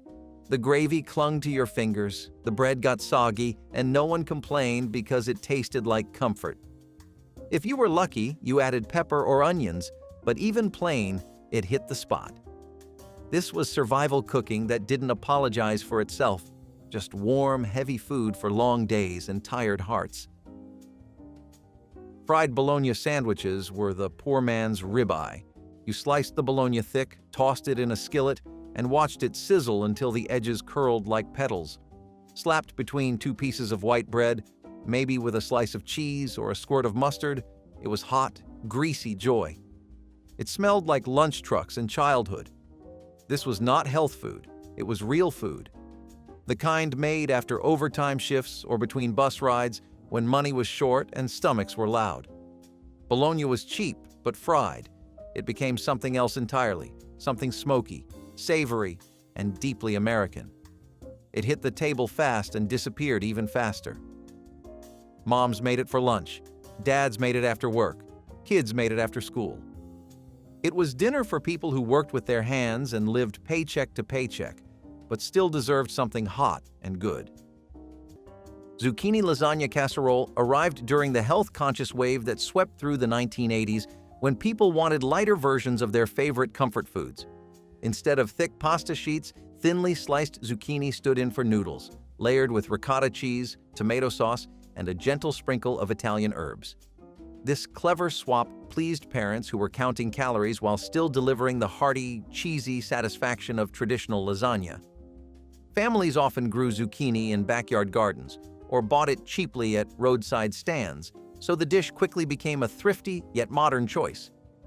When it baked, the kitchen filled with the same inviting scent of garlic and tomatoes, and children hardly noticed the absence of pasta. It proved that a vegetable-heavy dinner could still taste indulgent, and many people proudly served it to guests to show that healthy eating did not mean bland food. The casserole embodied the decade's push toward fresh produce and creative home cooking while holding on to the nostalgia of old Italian-American favorites. Lasagna with cottage cheese was the Italian-American supper shortcut that fed every crowd and saved every budget. Ricotta was pricey, cottage cheese way cheaper, and almost always in the fridge, so families layered noodles, red sauce, ground beef, mozzarella, and cottage cheese into thick trays that baked into gooey, bubbling comfort. It was tangier than traditional lasagna, lighter in texture, and surprisingly addictive. The edges would get crispy, the middle would be molten, and the smell could drag anyone out of their bedroom and into the kitchen. Some people swore it was better than the real thing. Others would never admit they used cottage cheese, even if they loved the taste. But in the 1980s, this was the go-to lasagna for busy households that needed big flavor on a tight budget. It showed up at birthday parties, neighborhood potlucks, and Sunday dinners. It was easy to double, easy to freeze, and easy to love. Potato pancakes, crispy, golden, and sizzling in a cast-iron skillet, were where leftovers became a family ritual. You could use leftover mashed potatoes from last night's dinner or go old school with grated raw potatoes, onions, eggs, and a little flour. Either way, they were slapped onto a hot pan, fried till the edges were lacy and the inside stayed soft. They weren't fancy. They were peasant food, and proud of it. A little sour cream or applesauce on the side if you had it, ketchup if you didn't. You ate them with your fingers when no one was looking. Sometimes they came out heavy, like hockey pucks. Sometimes they were light and crispy like something from Grandma's better days. In Eastern European homes, they were tradition. In American kitchens, they were improvisation. You made them because you didn't waste food, and you didn't waste time either. They reheated well in a pan and even better in a kid's memory. You didn't call them latkes unless it was Hanukkah. Otherwise, they were just potato pancakes, fried in oil, made with whatever was left, and eaten in silence, except for the crunch. One bite and the past came rushing back, hot, crispy, and deeply familiar. The crispy fried chicken we enjoy today was likely discovered by accident in the kitchens of early cooks experimenting with deep frying methods. While it's hard to pin down an exact moment, It's believed that cooks in the southern United States, looking to make their chicken more flavorful and tender, began experimenting with frying chicken in hot oil.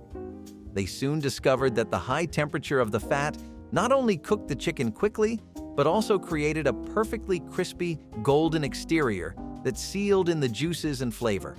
Interestingly, deep frying wasn't a new technique. The practice of frying foods in fat dates back centuries.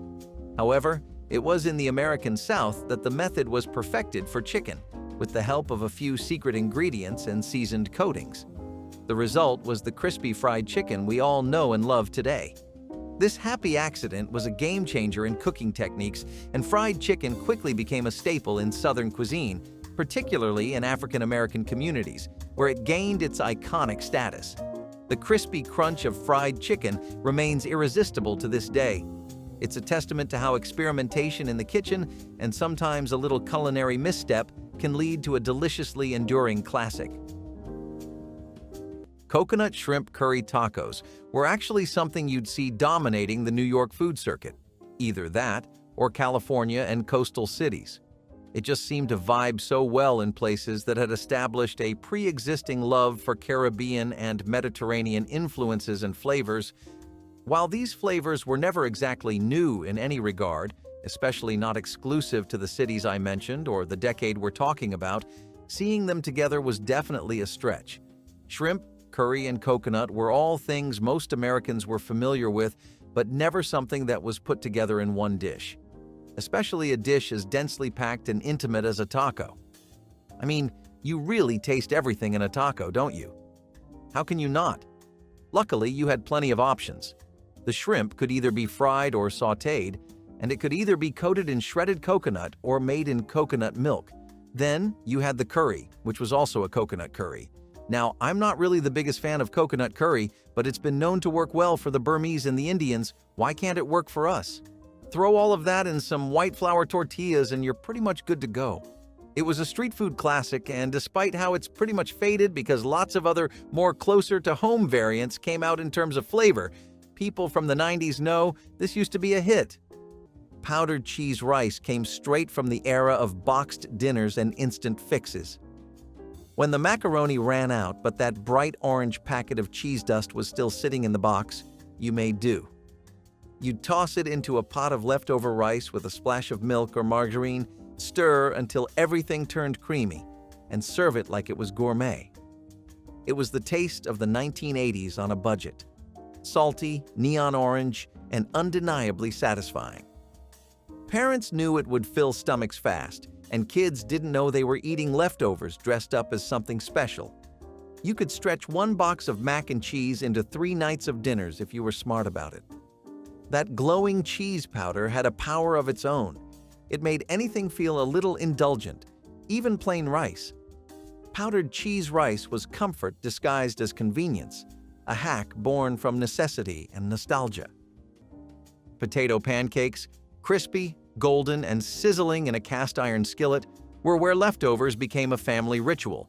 You could use leftover mashed potatoes from last night's dinner or go old school with grated raw potatoes, onions, eggs, and a little flour. Either way, they were slapped onto a hot pan, fried till the edges were lacy and the inside stayed soft. They weren't fancy. They were peasant food, and proud of it. A little sour cream or applesauce on the side if you had it, ketchup if you didn't. You ate them with your fingers when no one was looking. Sometimes they came out heavy, like hockey pucks. Sometimes they were light and crispy like something from Grandma's better days. In Eastern European homes, they were tradition. In American kitchens, they were improvisation. You made them because you didn't waste food, and you didn't waste time either. They reheated well in a pan and even better in a kid's memory. You didn't call them latkes unless it was Hanukkah. Otherwise, they were just potato pancakes, fried in oil, made with whatever was left, and eaten in silence, except for the crunch. One bite and the past came rushing back, hot, crispy, and deeply familiar. Baked spaghetti pie transformed leftover pasta into a show-stopping family dinner that delighted children and adults alike during the 1980s. Cooked spaghetti was tossed with beaten eggs, grated cheese, and a bit of cream, then pressed into a pie plate to form a crust that held a hearty filling of marinara sauce, seasoned beef, and more cheese. After baking, the pie sliced neatly into wedges like a savory cake, each slice revealing layers of noodles and sauce. The aroma of garlic and tomatoes filled the kitchen while the top turned golden and crisp. Busy parents loved how it stretched a small amount of meat to feed a crowd and turned a familiar food into something fun and unexpected. It became a go-to dish for potlucks, birthday parties, and casual Sunday dinners because it traveled well and always drew smiles. This clever recipe captured the playful creativity of the decade, proving that even a plate of spaghetti could be reborn as something entirely new and memorable. Pork chops and applesauce might sound like something from the 1970s, but it had real staying power into the 1980s. It was the kind of meal that felt both retro and reliable. Pork chops, pan-fried in a little butter or oil, were the centerpiece. Thin cut or bone-in, sometimes breaded, sometimes not. They were not fancy, but when they were seasoned well and seared just right, they brought serious flavor. The applesauce came on the side, often from a jar, sweet and cold against the warmth of the meat. Some people thought it was strange, others thought it was genius. The sweet and savory contrast worked better than expected. It gave the dish balance, simplicity, a little surprise. If your mother grew up on it, chances are she passed it down without changing a thing. Pork chops and applesauce did not need a lot of ingredients or time. It needed a skillet, a jar, and a family willing to sit at the table together. That was the magic of it. Swiss steak was how you made a tough piece of meat taste like Sunday supper. You started with a cheap cut, round steak mostly, pounded it flat with a mallet or the back of a pan, dredged it in flour, salt, and pepper, then seared it in oil until it browned. Then came the sauce, canned tomatoes, sliced onions, and bell peppers. Simmered low and slow for hours until the meat gave up and went fork tender. It wasn't steak like restaurants served. It was home cooking. Rustic. A little sour. A lot of comforting. The gravy went over mashed potatoes or white rice or just souped up with bread. Moms made it on stovetops while laundry turned and kids did homework at the table. Dads came home from long days to the smell of something real. It stretched one piece of meat into enough for 4 or 5 plates. It taught you patience. It taught you thrift. And even when you didn't love the taste, you ate every bite because someone took the time to make it. In that slow, simmering pot was the quiet love of a working kitchen, the kind that didn't ask for praise. Just a clean plate. In the 1830s, 2 chemists in Worcestershire, England, were working on a new flavoring for their customers. They were experimenting with different ingredients, trying to create a sauce that could rival the popular condiments of the time. However, their experiment didn't exactly go as planned. The 2 men, Leah and Perrins, created a concoction that tasted far too intense and unpleasant to be used immediately, so they tucked it away and forgot about it. Years later, they rediscovered the forgotten mixture and, out of curiosity, decided to taste it again. To their surprise, the sauce had fermented and mellowed into something truly unique. The flavor had evolved into a complex, savory blend with hints of tamarind, anchovies, and spices. Leah and Perrins decided to refine the recipe and started selling it, naming it after the town where it was created, Worcestershire. What's interesting about Worcestershire sauce is that it became a hit despite its humble and somewhat accidental beginnings. Its versatility made it a staple in kitchens across the globe, perfect for everything from marinating meat to adding a kick to Bloody Marys. One thing that I think the 90s really instilled a deep, spiritual appreciation for was soups. Maybe not the generation of people that were born right at the end of it, but people who had been around since the first half? Definitely. Dill pickle soup is an example of what I'm talking about, you know? You wouldn't really think to spend a lot of time making something like that if your friend was coming over, or you were going to be having a lazy Sunday in with your partner, or even if you were expecting family. Dills and pickles and soup sure did go together in theory, and they definitely worked in practice too. But was it really filling or exciting? Not really. A plate of food's got to be mentally stimulating too, you know? Still, the 1990s way of making it was different enough. While the dill pickles were always the star of the show, more and more people actually started to add potatoes and cream to it.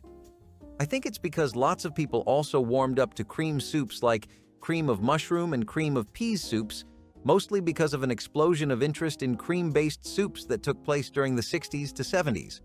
Soups and more vegetable-based soups were also being pushed by most people and parents because of rising concerns around health. So go figure. Cornmeal drop dumplings in broth were a warm meal born from desperation and a little genius. When meat was scarce and soup looked too thin, a quick cornmeal batter could save dinner. You'd mix cornmeal with water or milk, pinch off little balls, and drop them into bubbling broth to puff and soak up the flavor. They came out soft, dense, and delicious, tiny golden pillows floating in the pot. The smell of simmering broth filled the house, carrying a quiet promise that everyone would eat tonight. It was the kind of recipe that stretched the smallest pot of soup into something that could feed a family. Some added onions or pepper, others just relied on the broth to do the heavy lifting. Either way, it worked. Cornmeal drop dumplings didn't just fill bellies, they lifted spirits. They were proof that a handful of meal and water could turn hunger into gratitude. Swiss steak was how you made a tough piece of meat taste like Sunday supper. You started with a cheap cut, round steak mostly, pounded it flat with a mallet or the back of a pan, dredged it in flour, salt, and pepper, then seared it in oil until it browned. Then came the sauce, canned tomatoes, sliced onions, and bell peppers. Simmered low and slow for hours until the meat gave up and went fork tender. It wasn't steak like restaurants served. It was home cooking. Rustic. A little sour. A lot of comforting. The gravy went over mashed potatoes or white rice or just souped up with bread. Moms made it on stovetops while laundry turned and kids did homework at the table. Dads came home from long days to the smell of something real. It stretched one piece of meat into enough for 4 or 5 plates. It taught you patience. It taught you thrift. And even when you didn't love the taste, you ate every bite because someone took the time to make it. In that slow, simmering pot was the quiet love of a working kitchen, the kind that didn't ask for praise. Just a clean plate. Biscuit Pies took a beloved sandwich and gave it a playful twist perfect for busy families. Instead of spooning the saucy ground beef mixture onto plain buns, home cooks tucked it inside fluffy biscuit dough and baked until golden brown. The result was a handheld pocket that stayed warm and delicious, making it easy to serve at weeknight dinners or pack for school lunches the next day. The tangy tomato sauce soaked into the tender biscuit, creating a flavor that felt both familiar and new. Kids adored the fun of breaking into their own little pie, and parents liked how neatly it contained the usual mess of a sloppy Joe. This recipe reflected the decade's growing love for convenient finger foods and clever shortcuts without losing the heart of a home-cooked meal. It was budget-friendly, adaptable with vegetables or cheese, and a sure way to bring smiles to the table when everyone needed comfort after a long day. Beef stroganoff took a hard left turn in the 1980s, and nobody was mad about it. The hamburger helper version was the most famous, but even homemade versions started borrowing from that quick and easy formula. Instead of strips of steak, you had ground beef. Instead of slow simmering, you had a one-pan, 15-minute meal. The creamy sauce, made from sour cream and mushroom soup or packet mixes, was poured over wide egg noodles and stirred until it looked just right. Thick, glossy, and beige in that oddly comforting way. It did not pretend to be authentic. It just wanted to get dinner on the table. This was a working parent's dream. Minimal prep, affordable ingredients, and flavor that punched way above its weight. Kids loved it. Adults loved it. Even picky eaters could get behind those silky noodles coated in savory cream. If you grew up in the 1980s, this was the taste of a weeknight. The clink of forks on Corelle plates, the hum of a kitchen lit by a single overhead bulb. It was warm, familiar, and deeply satisfying. Tamale pie walked a beautiful line between comfort food and rebellion.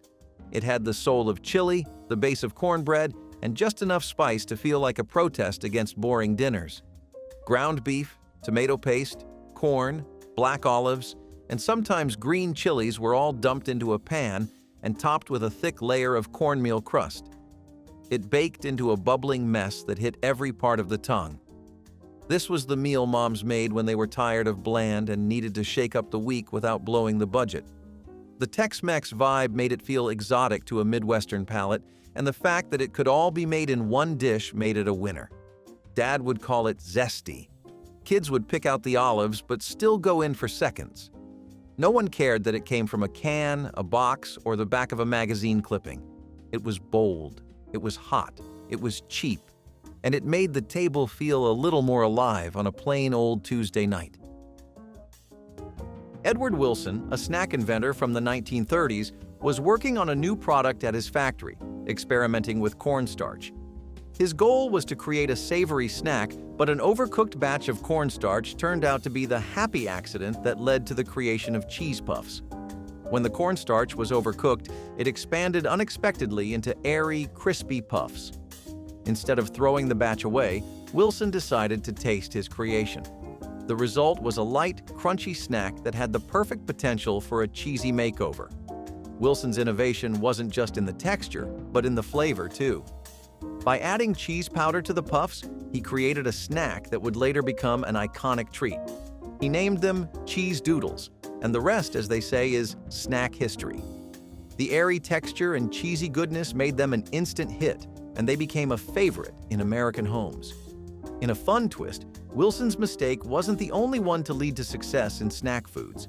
The airiness of cheese puffs was the result of a process that would later inspire the creation of other puffed snacks like Cheetos, which hit the market in the 1940s. So the next thing on our list that we really have to go over is peanut butter ramen stir-fry. This really is kind of a you-had-to-be-there moment. It's not like no one's thought of this before, and the popular take around its inception is that it was the brainchild of a bored college student. Still, it is an interesting point in America's history with food.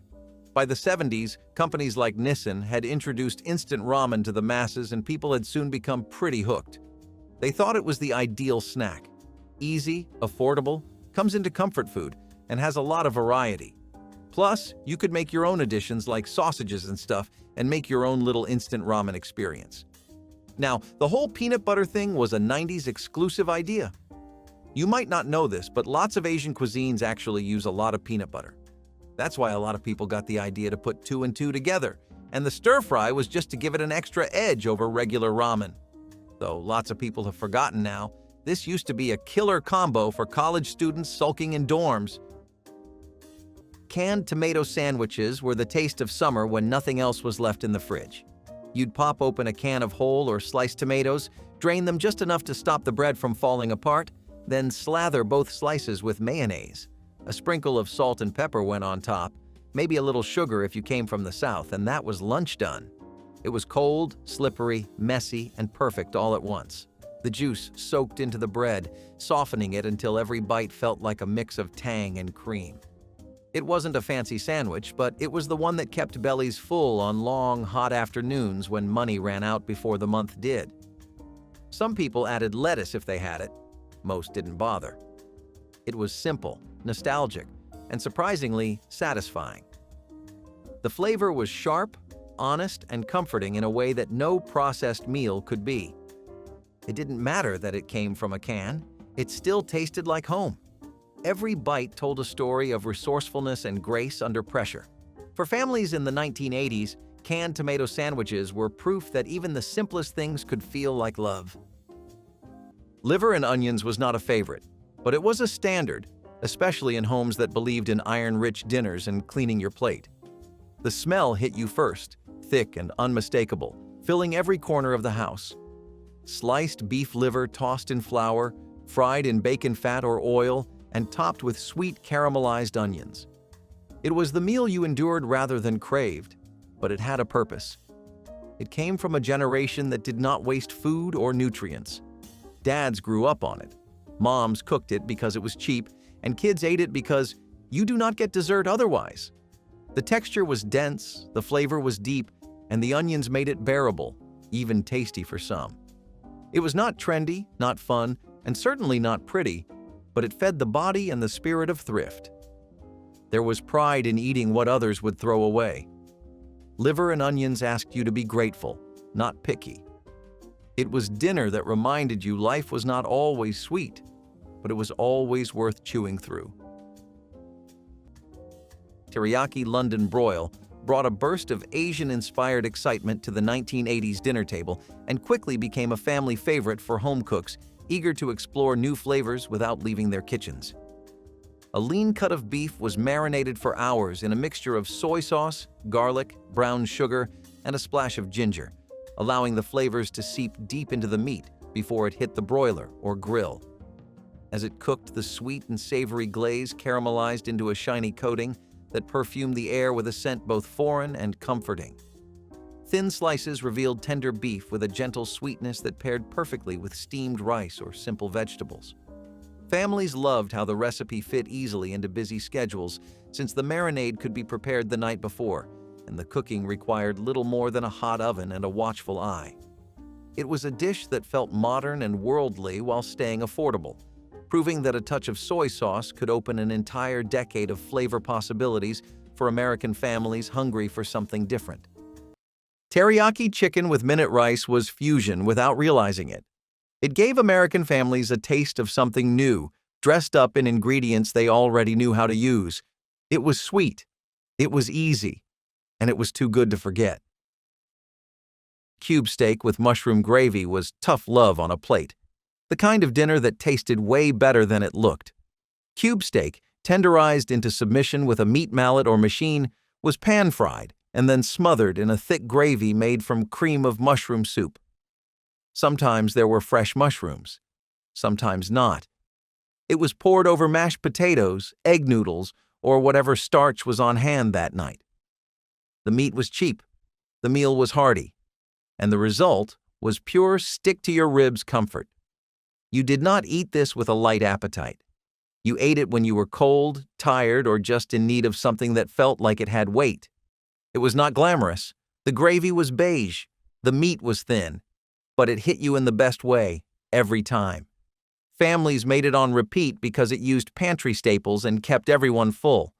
Even if the steak was chewy, the sauce made up for it. Cube steak with mushroom gravy was survival food turned sentimental favorite. It did not try to be trendy. It just made sure you did not leave the table hungry. Macaroni and stewed tomatoes was what happened when money ran out, but dinner still needed to appear on the table. It wasn't fancy. You boiled the macaroni, drained it, and stirred in a can or two of stewed tomatoes. Maybe you added a pat of butter. Maybe you fried up some onions in leftover bacon grease if you were lucky. The salt was generous because that's how you made it taste like something. This was a Depression-era holdover that didn't leave quietly. It stayed on stovetops well into the 1980s because it was easy, dirt cheap, and somehow comforting in its plainness. For some kids, this was their first lesson in "we don't waste food." Leftover noodles from last night became tonight's meal with a can opener and 5 minutes of heat. It wasn't gourmet. It wasn't even really satisfying. But it filled the belly and warmed the kitchen, and that was enough. If someone grated a little cheddar on top or threw in a pinch of sugar, it was practically gourmet. No one bragged about it. No one wrote it down. But ask anyone born before 1975 and they'll tell you, it kept them full on nights when paychecks didn't stretch far. At the Battle Creek Sanitarium in Michigan, Dr. John Harvey Kellogg and his brother Will Keith Kellogg were working on a new type of wheat cereal. It was the late 1800s, and the brothers were focused on creating healthy, easily digestible food for their patients. But one day, a mishap in the kitchen led to an accidental breakthrough. While trying to roll wheat into dough, the grains were left out overnight and became stale. When they attempted to process the dough, it crumbled into flakes instead of the expected smooth dough. Not one to waste food, the Kellogg's decided to try baking the flakes anyway. To their surprise, they came out crispy and delicious. They didn't expect it to become a hit, but cornflakes quickly became popular, especially among the patients at the sanitarium who found it easy to eat and digest. The brothers soon realized they had stumbled upon something big. What's interesting is that while cornflakes became famous, they weren't the intended creation. The Kellogg's were actually trying to make a healthy wheat-based cereal, but it was corn that ended up taking center stage. Dr. Kellogg even tried to improve upon the original idea by adding sugar, but his brother, Will, was adamant about keeping it a healthier option. The rest, as they say, is cereal history. Margarita shrimp skewers are a perfect example of something that shows a lot of what was going on in the 90s for America, food-wise. You had your influences from regional communities that had been present for hundreds of years, like Latin Americans. You had a growing focus on Caribbean flavors, since that's something that the people of America spent a lot of time exploring in the 60s, and you had the need for something that could really work at a party. The idea was to marinate the shrimp in this tangy mix of lime juice, tequila, and spices, and man, it worked like a charm. It was the perfect thing to bring to a party, picnic, or UST, about any gathering where people are expecting to eat a lot, really.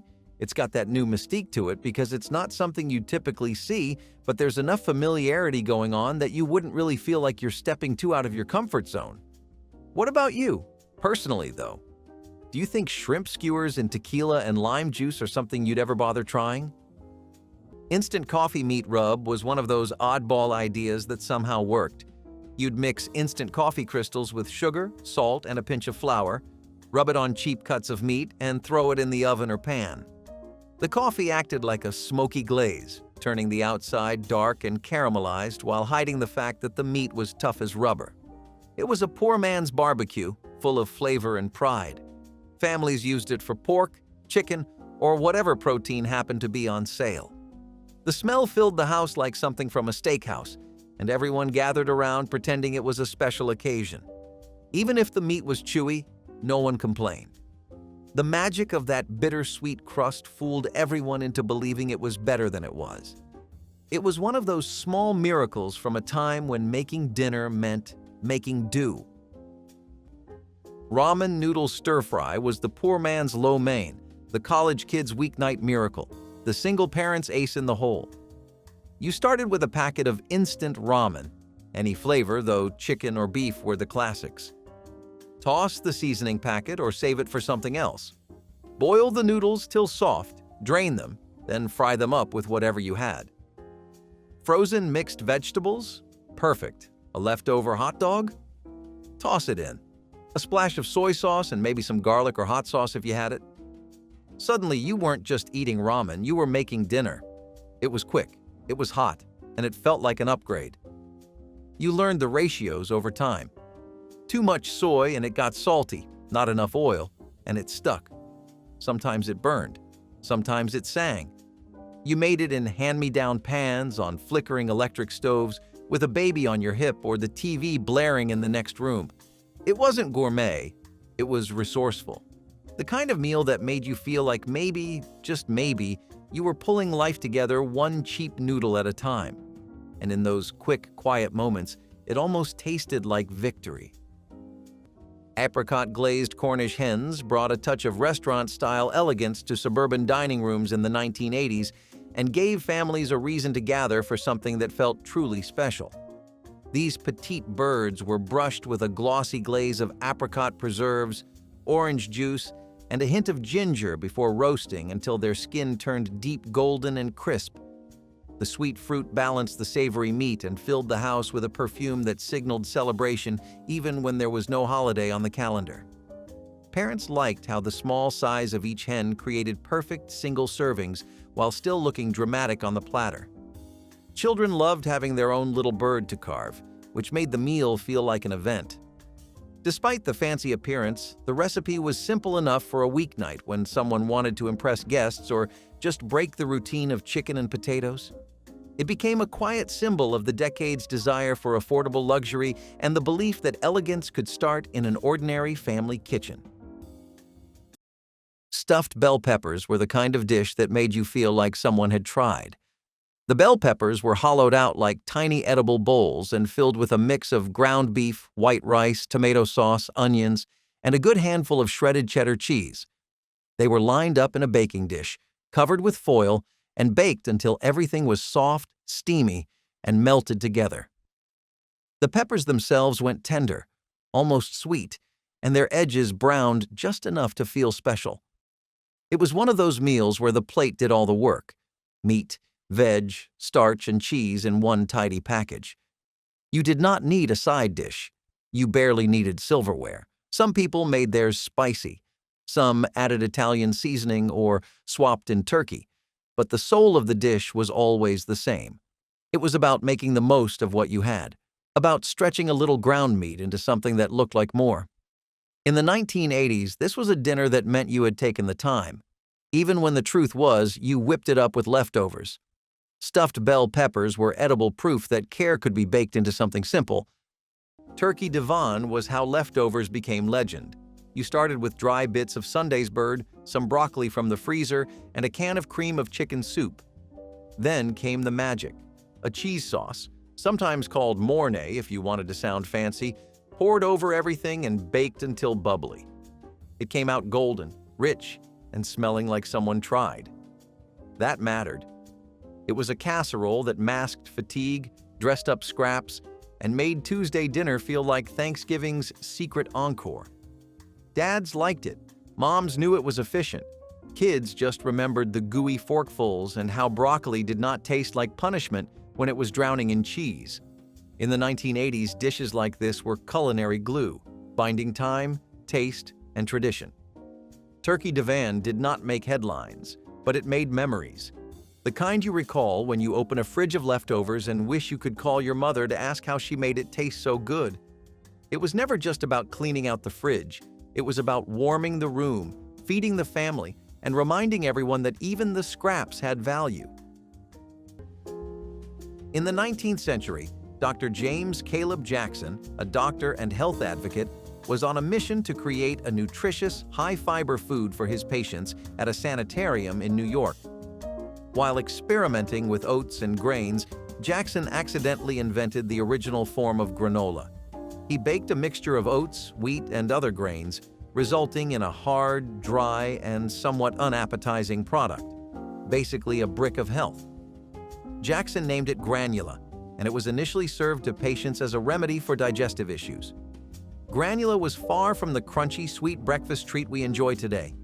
In fact, it was so tough that it had to be soaked in milk to make it edible. Still, it was considered a healthier alternative to the heavy foods commonly consumed at the time.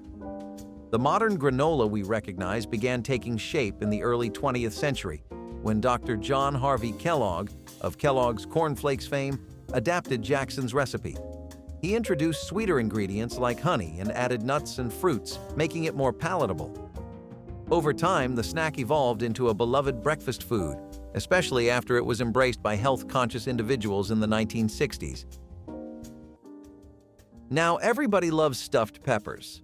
I'm a fan. I hope you're a fan. I digress, though. One of the best forms of stuffed peppers were Cajun jambalaya stuffed peppers. There simply wasn't really a dish that could beat these or steal their shine, really. Not to a lot of people. There was always one good thing about Louisiana, and that was all the good food you could find down there. Oh, I'm just kidding. I love our viewers from Louisiana just the same. Speaking of which, though, viewers from outside the place might not be too familiar with jambalaya. So let's have a quick rundown, okay? Jambalaya itself is a rice-based dish that has lots of different meats like chicken, shrimps, and sausages, and a big blend of Cajun spices and seasonings. It's a pretty traditional dish, and you would often see it in just rice form. But this time around, the idea was to stuff all that into a bell pepper. The idea here was that it would turn it into comfort food since it would be a lot easier to serve, prepare, and make. It would be trendy and new, so your dish would be the center of attention every time. It was also just what the dish needed, which was apparently more spice. While I'm not sure I agree on that last point, the stuffed pepper version definitely helped a lot more people try out actual jambalaya. Powdered milk chocolate pudding was the sweet ending that made every tight grocery week feel worth it. You'd mix dry milk with cocoa powder, sugar, cornstarch, and a little water, whisking fast until it came together into a glossy brown dream. It simmered slow on the stove, thickening just enough to coat the spoon. Once it cooled, it went into reused butter tubs or chipped mugs, then straight into the icebox until firm. The first spoonful was pure bliss, smooth, sweet, and just chocolatey enough to make you forget how simple it was. Kids licked the pot clean, laughing at the sticky whisk marks on their fingers. Nobody cared that it wasn't real milk. What mattered was that it felt indulgent. Sometimes you'd top it with whipped cream from a can or a sprinkle of sugar if you wanted to be fancy. It was cheap, it was easy, and it made even the hardest weeks taste soft around the edges. Powdered milk chocolate pudding was proof that sweetness didn't come from money. It came from patience, persistence, and love stirred over a warm stove. Chili Mac was dinner by way of desperation and genius. Elbow macaroni boiled soft, chili ladled thick, cheddar cheese melted on top, and somehow it worked. It was the food of cafeterias and quiet weeknights when there was not enough chili for everyone or not enough pasta to go alone. So they married, and it was perfect. A little spicy, a little cheesy, all warm and filling. It sat heavy in the stomach and heavier in the memory. Dad would go back for seconds with a beer in hand. Kids would get orange cheese on their shirts and not care. It was not a recipe as much as a solution. A way to make do, stretch the good stuff, and still feel full. In the 1980s, that counted more than presentation. Chili Mac was not trying to impress. It was trying to get everyone fed, fast, and happy.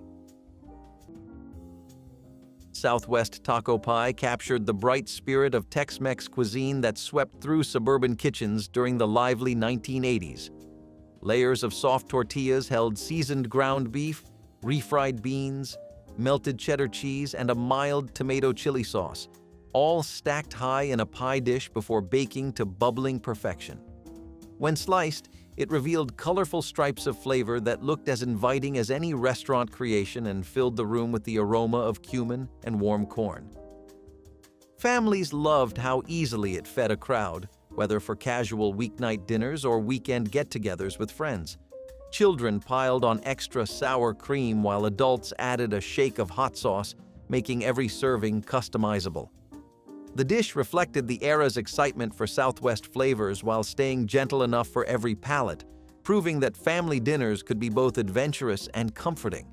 It became a bridge between classic American casseroles and the bolder spices of the border, a recipe that lingers warmly in memory even after fading from everyday menus.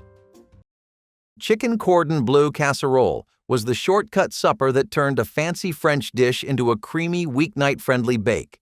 You started with chopped chicken, leftover or canned. Add in cubed ham, a few slices of Swiss cheese, and a rich sauce made from sour cream or cream of chicken soup. It all went into a casserole dish and got baked until bubbly and golden on top. No stuffing, no rolling, just the flavors of chicken cordon bleu without the effort.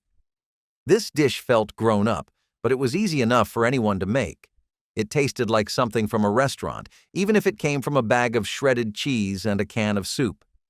It was a go-to for potlucks, holiday leftovers, or a random Tuesday night when you wanted something cozy but a little bit elevated. If your mother ever made it, you remember how the ham melted into the sauce and how the Swiss gave it that sharp edge that kept you coming back. Tater tot casserole was a symphony of simple. Ground beef browned in a pan, mixed with cream of mushroom soup, spread into a baking dish, and crowned with a perfect grid of frozen tater tots. It was like meatloaf and hash browns had a baby and raised it in the Midwest. The tots crisped in the oven while the filling turned into a savory, creamy mess. No one could resist the golden crunch followed by that hot, rich bite underneath. It was not just food, it was folklore. The kind of dish passed down from Aunt Susan to Cousin Mike with pride and a little grease stain on the recipe card. It was unfussy, easy to stretch, and beloved by the whole family. Dad called it stick-to-your-ribs food. Kids just wanted more ketchup. And Mom, exhausted from the day, knew this was one of the few dinners no one would complain about. It was not pretty, it was not healthy, but it was home. In 1853, a chef named George Crumb was working at the Moon's Lake House in Saratoga Springs, New York. A customer complained that his fried potatoes were too thick. Now, Crumb wasn't one to back down from a challenge, so he decided to teach the picky eater a lesson, though not the way you'd think. Instead of making the potatoes thicker, Crumb took an entirely different approach. He sliced the potatoes as thin as possible, fried them to a crisp, and seasoned them generously with salt. To Crumb's surprise, the new creation became a massive hit. Not only did the customer love them, but others in the restaurant were soon asking for Saratoga chips, as they were called. What was initially a mistake quickly turned into one of America's most iconic snacks. In fact, this accidental invention became so popular that it eventually gave birth to the mass-produced potato chip industry we know today. Crumb's crispy creation wasn't the first fried potato snack, but it was certainly the one that stuck. The idea of frying thinly sliced potatoes caught on, and soon, Crumb's chips found their way into homes across the nation. Then there were the ideas people could never really get behind, and in retrospect, it's not hard to figure out why you never hear anything about things like Thai curry pizza anymore. I mean, sure, maybe some niche corner of Chicago or New York really did like this dish and kept it in their rotation. Maybe some Thai household found comfort in it and thought it was a pretty nice try on Thai cuisine. Maybe someone who had nothing to do with either pizza-oriented places or a Thai background just saw it and thought, hey, that's pretty good. Either way, what I can guarantee you is that not enough people thought that way. While pizza was definitely going through changes, and you can see just how big those changes were from this section of the video. This was a step too far for many. It was really just something that those craft pizza spots and fusion restaurants would put on their menu, and a big part of their sales were people coming in for the novelty and factor and to bandwagon on the trend.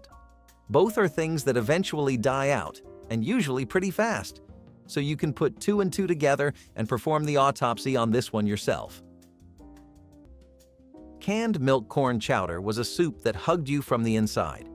You'd open a can of evaporated milk, pour it into a pot, add a few handfuls of frozen corn and some instant potato flakes, and let it all come together over a low flame. The result was thick, creamy, and comforting, the kind of meal that tasted richer than your wallet said it should. It warmed you up fast and made you feel like you had something special on the stove. This was a dinner for cold nights, small paychecks, and big appetites. Even without bacon or cream, it had depth, thanks to the sweet corn and that canned milk tang. Served with a few crackers or a slice of bread, it made a full meal out of almost nothing. Canned milk corn chowder wasn't just food. It was a reminder that with a pot, a can, and a little patience, you could turn scarcity into comfort. Turkey Devon was how leftovers became legend. You started with dry bits of Sunday's bird, some broccoli from the freezer, and a can of cream of chicken soup. Then came the magic, a cheese sauce, sometimes called Mornay if you wanted to sound fancy, poured over everything and baked until bubbly. It came out golden, rich, and smelling like someone tried. That mattered. It was a casserole that masked fatigue, dressed up scraps, and made Tuesday dinner feel like Thanksgiving's secret encore. Dads liked it. Moms knew it was efficient. Kids just remembered the gooey forkfuls and how broccoli did not taste like punishment when it was drowning in cheese. In the 1980s, dishes like this were culinary glue, binding time, taste, and tradition. Turkey Devon did not make headlines, but it made memories. The kind you recall when you open a fridge of leftovers and wish you could call your mother to ask how she made it taste so good. It was never just about cleaning out the fridge. It was about warming the room, feeding the family, and reminding everyone that even the scraps had value. Sweet and sour. Meatball Skillet brought a taste of tropical adventure to family kitchens during the lively dining trends of the 1980s. Juicy meatballs simmered in a glossy sauce of pineapple juice, vinegar, and brown sugar, joined by colorful bell peppers and onions for a vibrant finish. The sweet fruit and tangy sauce balanced perfectly with savory beef, creating a crowd pleaser that felt both exotic and approachable. Many families served it over fluffy white rice, letting the sauce soak every grain and perfume the kitchen with a fragrant blend of fruit and spice. This recipe mirrored the decade's fascination with Polynesian-inspired flavors and the popularity of quick skillet meals. Parents loved that it used affordable pantry ingredients, while children loved the bright colors and candy-like glaze. It brought a vacation vibe to an ordinary evening, proving that dinner could transport everyone to a sunnier place even when the family stayed firmly in the suburbs. Hamburger Helper Stroganoff was the shortcut to comfort, neatly tucked into a cardboard box on the pantry shelf. It was ground beef browned in a skillet, noodles that boiled soft in the same pan, and a creamy sauce packet that somehow made it all feel like more than the sum of its parts. This was not about gourmet. It was about getting something warm and filling on the table in under 20 minutes. For working families of the 1980s, that mattered more than anything. Kids grew up knowing the sound of the stove clicking on meant Hamburger Helper night. It meant mom or dad had just clocked out, peeled off steel-toed boots, and needed something easy that still felt like dinner.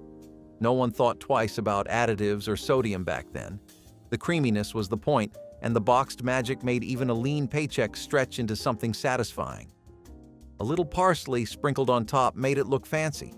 It was cheap, it was dependable, and it was loved. The sauce stuck to the noodles clung to the beef, and the whole dish clung to the memory of dinner time when life was simpler, harder, and strangely fuller than now. Ketchup, one of America's most beloved condiments, didn't start with tomatoes at all. Its origins trace back to ancient China and Malaysia, where people created a fermented fish sauce. This sauce was used as a seasoning, much like soy sauce, and was made by fermenting fish brine with salt. The sauce was popular in Southeast Asia, and it eventually made its way to Europe, where it caught the attention of British and Dutch traders. By the 17th century, recipes for ketchup were being adapted in Europe, but it still didn't resemble the ketchup we know today. It was made from ingredients like mushrooms, walnuts, and even anchovies. However, the major transformation came in the 19th century when an American chemist named Henry Heinz started experimenting with the idea of turning the fish sauce into a tomato-based product. In 1876, Heinz patented his version, which used tomatoes, vinegar, sugar, and spices, creating the familiar sweet and tangy ketchup we now associate with everything from fries to hot dogs. Early ketchup recipes didn't include tomatoes at all. Instead, they relied on fermented fish brine, which makes you wonder just how different it could have tasted. Now, it's hard to imagine a world without ketchup, a condiment that has accidentally evolved from a fish sauce into a global sensation. Which 1980s recipe are you making first? Drop your pick in the comments, hit that like button if the nostalgia is real, and subscribe so you never miss another blast from the past that brings these unforgettable flavors back to life.